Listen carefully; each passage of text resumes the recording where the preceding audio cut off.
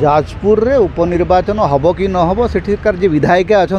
सी तार उत्तर दे पारे जदि विधायिका इस्तीफा देवे ताहले से उपनिर्वाचन हम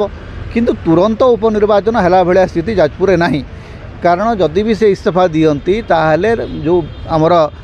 अच्छा निर्वाचन कमिशन से 6 मास समय ने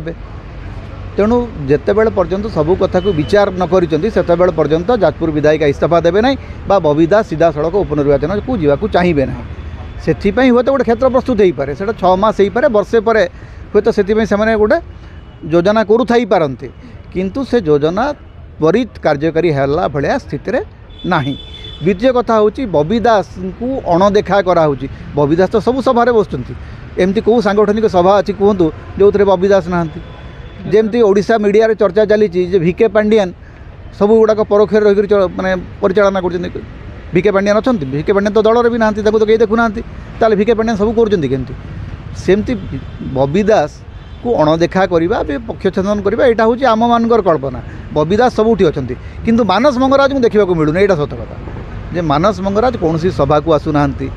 कौन प्रेस कॉन्फ्रेंस रे बसुना एवं तांकु नेइकरी जो विभिन्न प्रकार चर्चा चली तार एकमात्र कारण हूँ इतिमध्य माइनिंग कमिटर माइनिंग स्टैंडिंग कमिटी नियाई पार्लियामेंट रे तेणु कौटी ना कौटी मानस को लेकर प्रश्नवाची अच्छी तेबे सेटा मध्य केते दूर सत ना गुज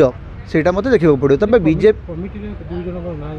कमिटी रे समस्त रहिबे किछि माने ना कमिटी रे न रहिकरी भी काम करिहेबो एवं बबी दास कमिटी रे न रहिकरी काम करूछन्ती एटा आपण मन रखिथन।